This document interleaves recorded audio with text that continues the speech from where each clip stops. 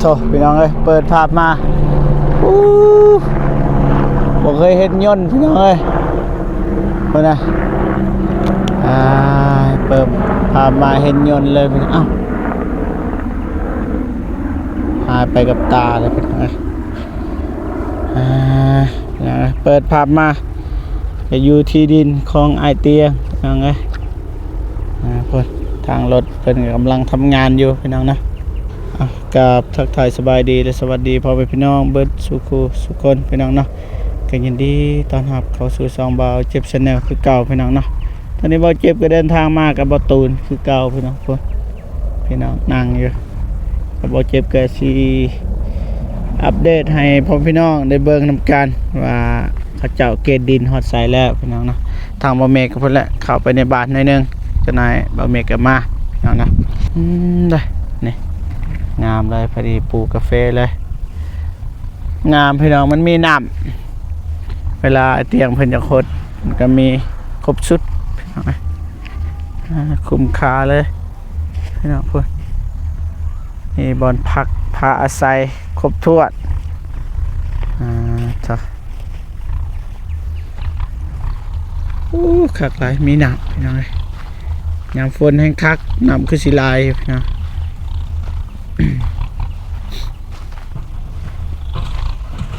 โอ้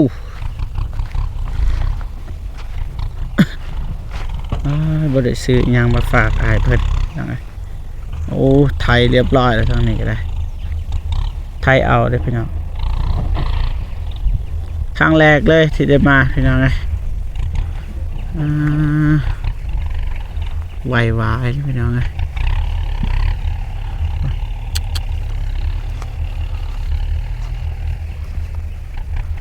งามเลยกาแฟนี่ปลูกอยู่นี่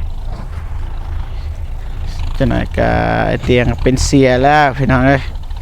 เสียเตียงทอง เสียฝนหายวับบาทนี่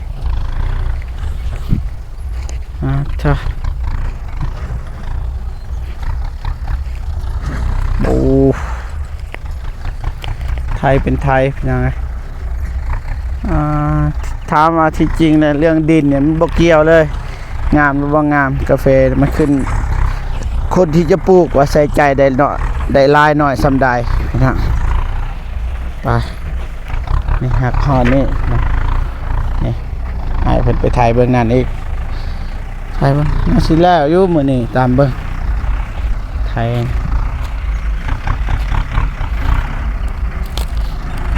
โอ้ดังป่ะนี่แหละรถทำงานหนักแท็กเตอร์คูโบตาทางบ้านเฮาเขาเอิ้นว่ารถฟอร์ด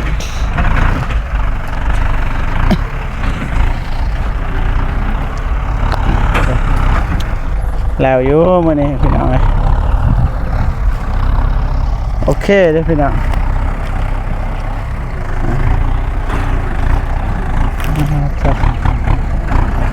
ต้ม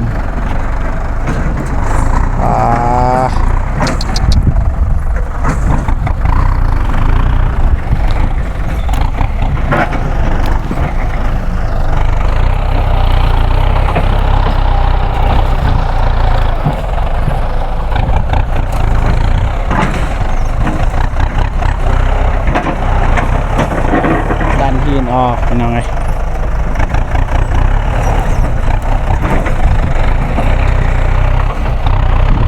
มีน้ำสบายดันเบิดอันนี้หากาแฟเก่านาซิแมนนะพี่น้อง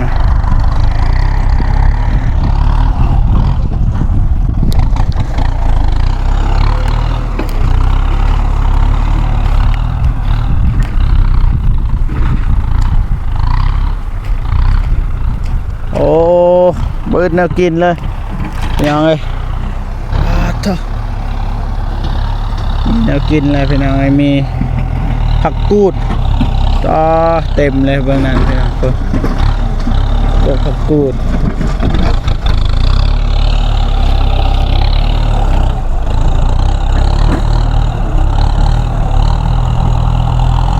เจ้าดันหินออกโอ้น้ำใสเบิ่งจะลองไปทายให้พ่อแม่พี่น้องเบิ่งน้ำกันโอ้ยอันตรายเด้พี่น้อง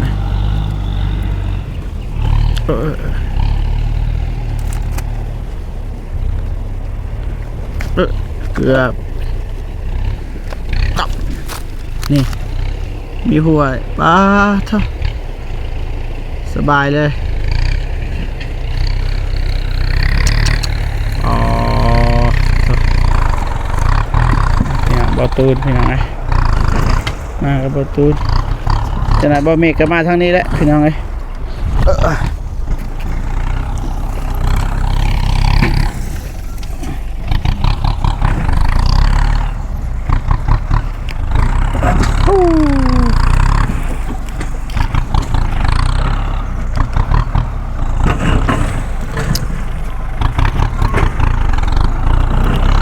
กลุ่มเลยพี่น้อง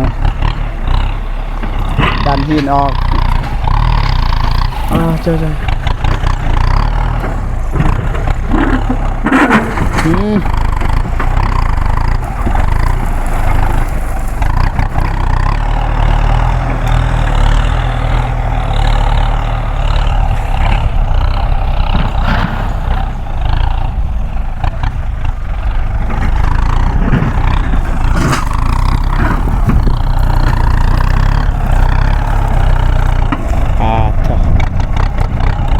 รง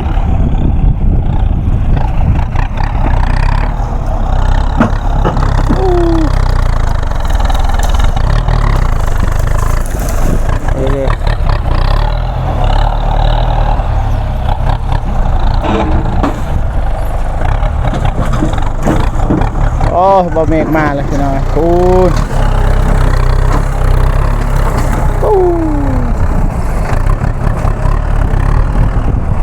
ไว้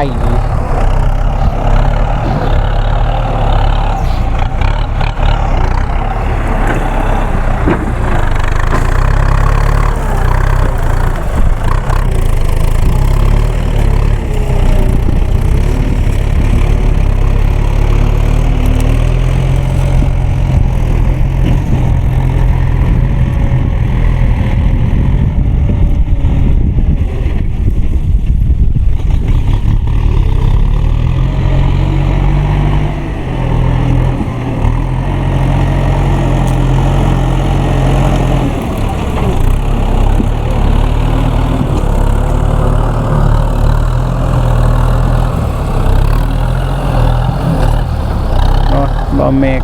บอโก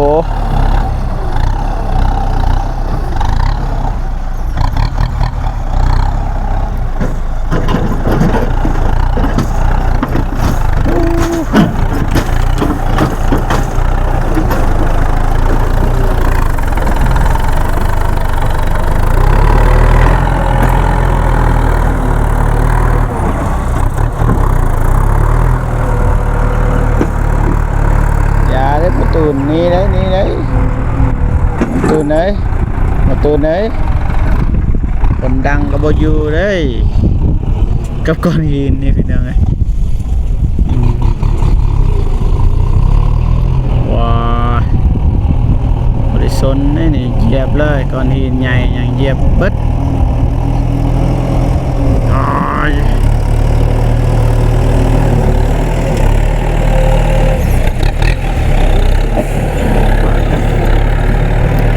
จอมกำลัง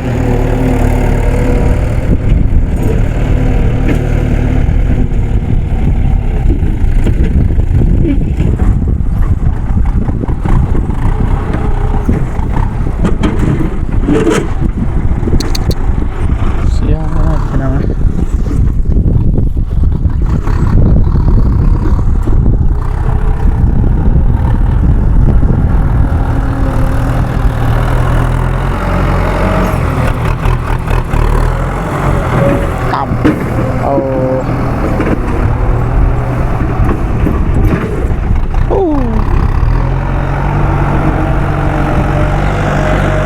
เลยพี่น้องเลยครับเราเดินในเมื่อยเลยพี่น้อง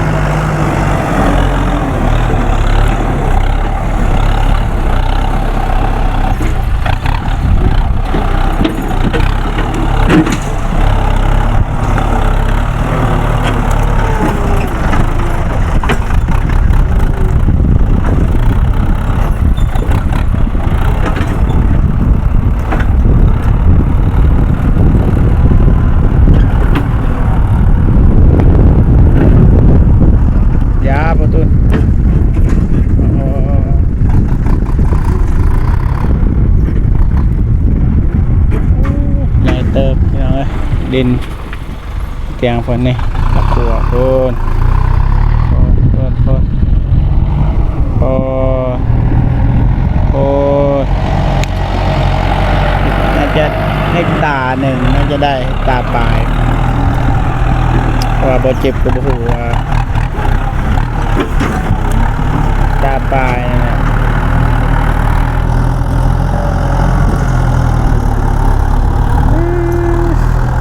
อย่าเด้อประตูนเด้อเอ้ยโอ้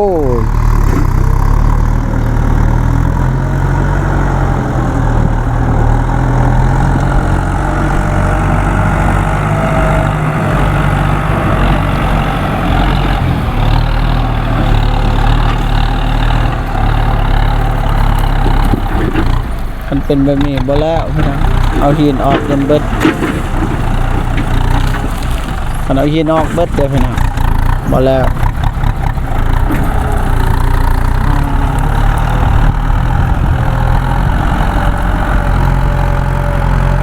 บ่จักสิซอยหยังเลยพี่น้องจะมาซอยเบิ่งนั่นแหละ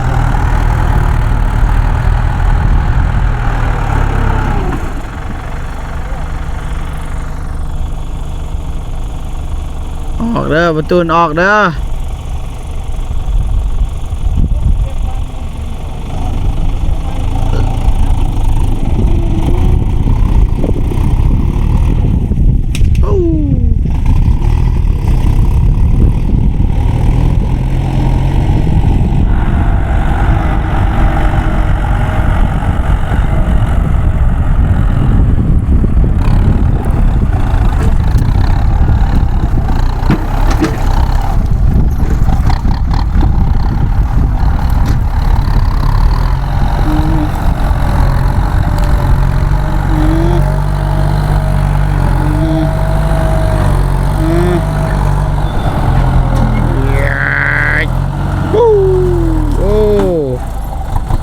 จนมันดังเลย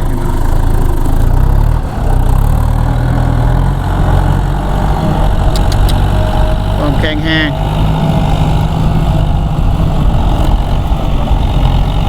ทุกคาเลยที่ไอติมมันซื้ออยู่นี่พี่น้องได้100 ล้านทุกคาเลยดินมันงามพี่น้อง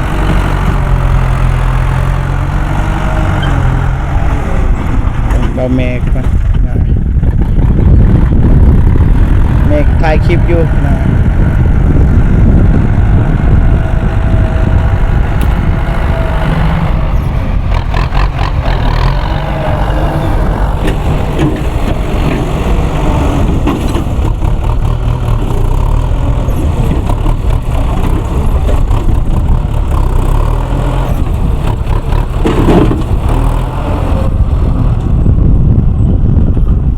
สบายดีเด้อ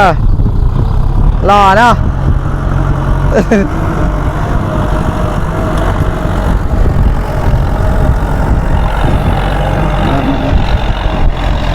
หาคนรอก่อนพี่น้องเลยเยอะเห็นคนรอมาได้สบายดีเด้อมาโดนแล้วบ่หาก็มาหอดจ่างเป็นบ่จ้างเท่าไหร่จ่าง20,00018,000บ่18,000เพิ่นอันนั้นเบิดเลยเป็นปรับหน้าดินให้มันเลยอ๋อไอเตียงเราซื้อกับอันนั้นเลยบ่มันเป็นเลยนะรวมเท่าไหร่ทั้งหมดบอกได้บ่นาทีบ่แมนนาทีนี้ 1.4 เฮกตาร์ไปโอ้ขึ้นว่าเฮกตาร์1สำว่าตะกี้ก็เฮกตาร์นึงเพราะว่าแต่นั้นมีแต่ห้องมีแต่คุ้มมีแต่ป่าอ๋อแต่ว่าเขาเปิดออกไปมันเล็กอ๋อที่เปิดนะเดี๋ยวคักเลยซะไอแดงเพิ่นเมื่อหรือบ่เพิ่นเมื่อเพราะว่าเวียดเบิดได้ยิน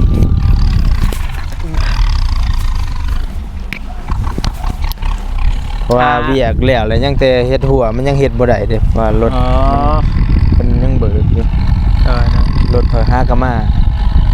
หากนมามื้อนี้ แม่นเมื่อวานมื้อก่อนน่ะพอดีรถเพ่เมื่อวานบ่ได้มาย าง18,000พี่น้องเอ้ย เฮ้ย แต่ว่าคุ้มเลยไอ้เตียงเราซื้อดินอยู่นี่ได้ทั้งอันนั้นเลย ได้ทั้งบ้านและ ขอโทษคือดีแท้ คือดีเท่าใดไอ้เพิ่นซื้อ100บ่ 100 ล้าน 100ล้านยิง 100 ล้าน100ปลายล้านเพราะว่าซื้อตื้มอีกมันมีของเขาอีกเจ้าหนึง อ๋อ น้อยหนึง หน่อยหนึง แม่นจน ยินคร่าวๆอยู่ไอ้เพิ่นเว้ามันจะ100ประมาณนั้นแหละ100ล้าน เดี๋ยว100น้อย ดีคือกันมันมีห้วย มันมีข้อดีพี่น้องเอ้ยมีห้วยแล้วก็มีเส้นทาง ๆโดย แล้วก็มีนี่บอนผักพาใส่นี่เอาไงดีเบัดสุดอย่างนะอากาศก็ดีอยู่นี่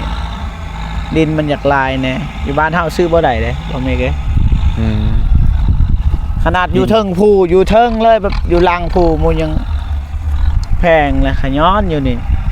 ถือว่าอายเรามีบุญแล้วสัตว์ บ่ได้เนาะดีอยู่นี่พร้อมหินก็บ่หลายปานใด บ่หลาย มันมีแต่เขต ซ้ำนี่เอิ้นว่าบ่มีอยู่บ้านเฮา บ่ บ่มีเลย หลายเนาะอยู่พุ่น โอ้อยู่บ้านเฮาขุดจนคันเห็นอยู่หนองบองขุดขวดเอาซ้ำสิได้คุมหนึงขุดกาแฟนี่ใส่เป็นมือ เออ เนาะ เด้อ คนปรับเบื้องหันอีกพี่น้องเอ้ยอ่ะพี่น้องเอ้ยคนเบาตูนเบาโกอยู่ห้วยพี่น้องเอ้ยเก็บผักกูด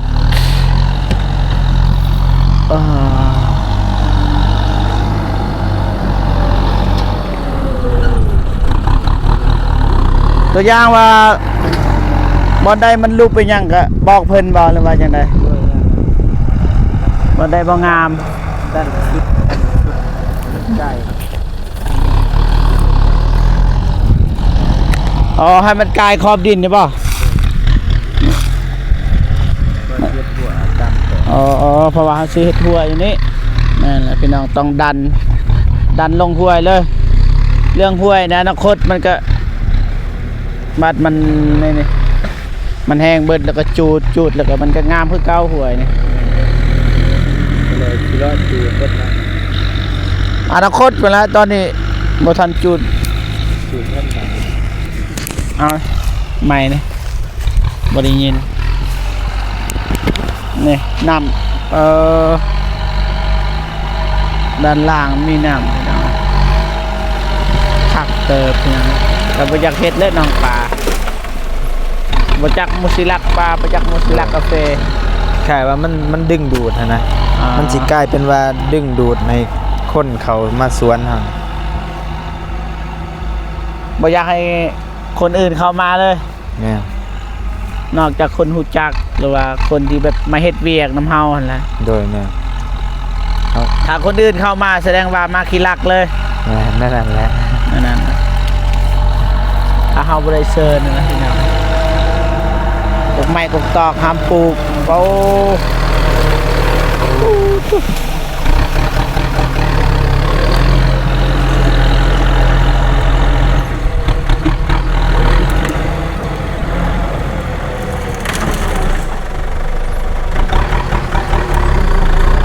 100 ล้าน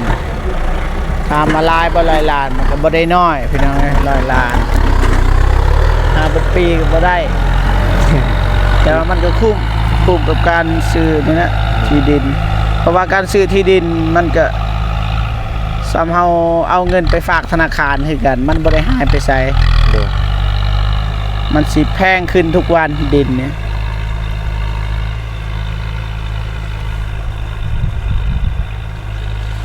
เอาจ้ะ มันสิเทียนบ่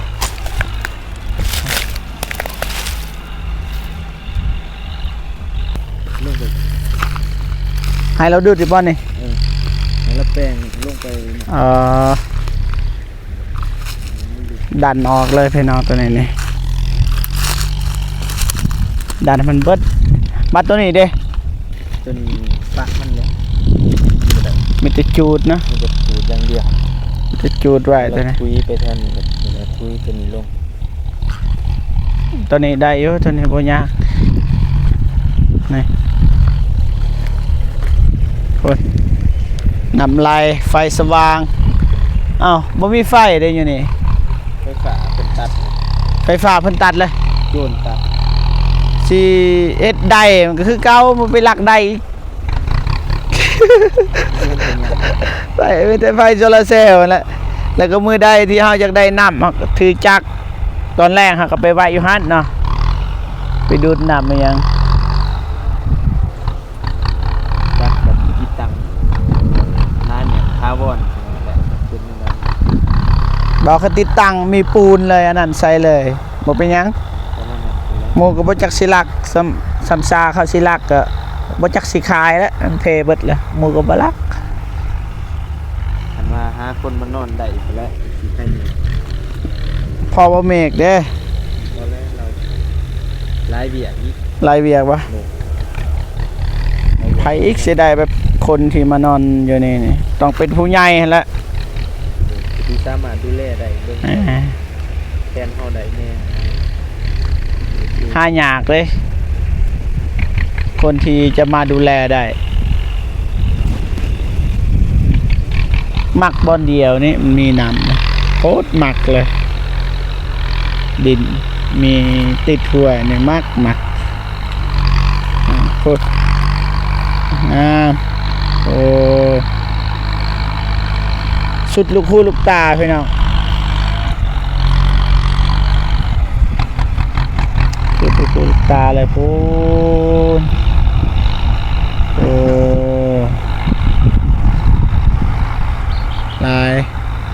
ลายเติบ1 เฮกตาร์ปลายบ่ลายบ่น้อยเอาคือว่าไปปลาอยู่นี่ตัวนี้นี่จูดอีกเทื่อหนึ่งนี่ตัวนี้มันต้องจูดอีกเทื่อหนึ่ง นี่ก็ไฟอยู่ ฮะ นี่ก็ไฟอยู่นี่ก็ไฟปู นบตูนไฟมีอยู่ แต่สิทุกม ต้มก็ได้ ขอเวลานาทีเท่านี้เนี่ย เนาะพุ่นละอีกหลายวันพุ่นละจึงสิจูดได้คือตัวนี้นี่ใส่หลายวันพุ่นละป้าเอามันอันนั้นแห้งก่อนพุ่นก็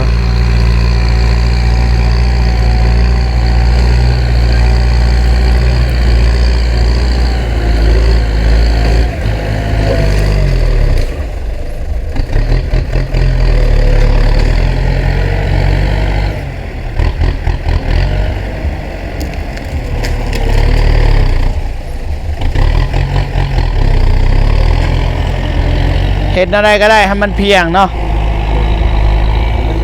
มันเรียบมันสั้น ให้มันเรียบเลย เรียบเฉลี่ย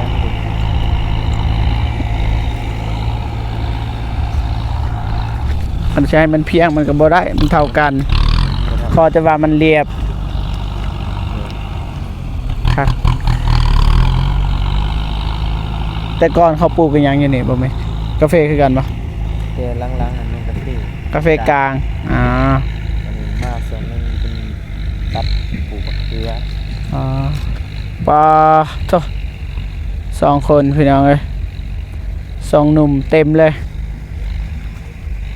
เต็มทงไปใส่บลุบคนดุคนหมันได้กินเบิดคนขี้ข้านนี่ไปใส่ก็ตายบ่ตายก็อยู่ยากพี่น้องเอ้ยคนดุอยู่ใส่ก็สบายบ่แม่นคนดุอยู่ใส่ก็ลำบาก คนขี้ข้านอยู่ใส่ก็สบายอ๋อสบายดีเด้อ2 หนุ่ม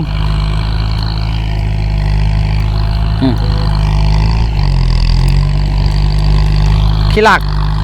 กยังบาดนี่คอยบ่เห็นว่าคนฮักลูกเมียได้คอยบ่เกินว่าคนฮักลูกเมียบ่นะได้คอยบ่นี่ไปเก็บนี่พอแล้วเป็นว่าจังได๋คุณตอบไปตามสบาย ธรรมศาสตร์นี่แหละอาหารธรรมศาสตร์พี่น้องเอ้ย เขาเดียวเนาะ ยังลายได้ทุกคน ลายปะ ลายอยู่ แถวนี้บ่มีคนเก็บเนาะ มีแต่มันเกิดลาย เกิดลาย นั่น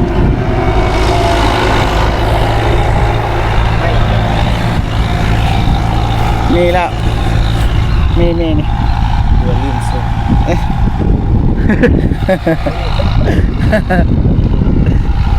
ไม้โอ้สุดยอดเลยพยายามปรับสิปรับมันเพียงกับบ่แมนปรับให้มันเนียบพะนะ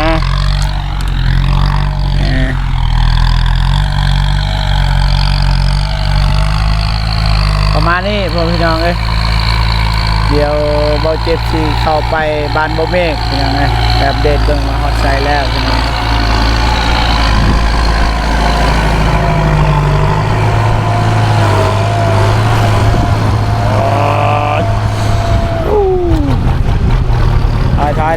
ถอยหยุดลงมานี่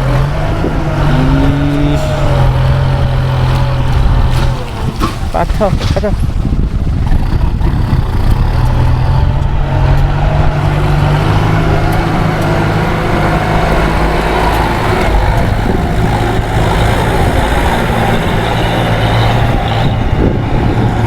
บ่มีหยังที่ได้มาง่ายๆพี่น้องเอ้ยก็คือเห็นยามที่เขารับเงินนี่คิดว่ามันง่ายนี่แหละขั้นตอนพี่น้องนะแต่ละอย่างแต่ละนั้นอันนี้ถือว่าง่ายสุดเลยนะพี่น้องเอ้ยมันบ่ค่อยมีหินปานใดถ้าจัดระดับอยู่บ้านเบาเจ็บนี่อันนี้คืองามสุดเลยดินแบบนี้อยู่บ้านเฮาไว้สำซาสิได้ปลูกกาแฟกกหนึงหยะดินกับก้อนหินฮะสำซาสิขุดได้บ่แม่นเรื่องง่ายพี่น้องคือดินบ่ฝนคือเห็นตอนบ่ฝนเก็บรู้สึกว่าง่ายตอนปลูกบ่เจ็บไปเบิ่งโอ้ยสำซาสิได้คุมหนึงขุดอีลากอีเรือเลยบ่มีหยังได้มาง่ายๆดอกพี่น้องมีหยังลำบากไปเบิดนอกเสียว่าเอาสู้อะไรพี่น้องคือเห็นเนี่ยไอ้เตียงเราซื้อดิน100 ล้านก็มาปรับบ่พอซื้อเบียร์ให้เขามาขุดคุมใส่ปุ๋ยทำซาสิได้รับโอ้ก็มันเรื่องง่ายเบิดหลายล้านพี่น้อง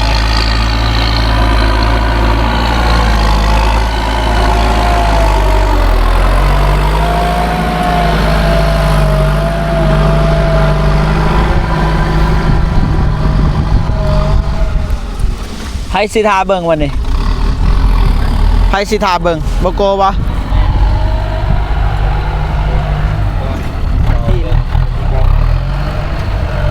ได้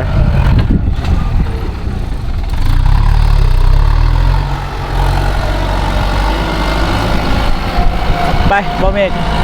มือเฮือนใหม่อะนะได้ไปพี่น้องเอ้ยปะบ่โกอยู่นี่ก่อนไปก่อนเด้อบ่โกปะบ่โกอยู่นี่พี่น้องเอ้ยทางทีมงานเฮาพุ่นละสิไปทางเขื่อนใหม่เบาเมฆพี่น้องเอ้ยขักหลายพี่น้องไปพี่น้องเจอกันอยู่ที่บ้านเบาเมฆพี่น้องเอ้ยเบาเจ็บกะนี่แหละมาเบิ่งมาอัปเดตให้พ่อพี่น้องได้เบิ่งนำกันที่ของไอเตียงพี่น้องเอ้ยมือหน้ามือเนื้อกับว่าบ่ได้บางทีก็เฮาสิมานี่คู่มือพี่น้องมาซอยอ้ายเพิ่นประมาณนี้พ่อพี่น้องนะครับเบาเจ็บก็จบคลิปก่อนจะได้ก็ขอบอกใจขอบคุณ FC ทุกท่านที่เข้ามาให้กำลังใจตลอดมาพี่น้องเนาะ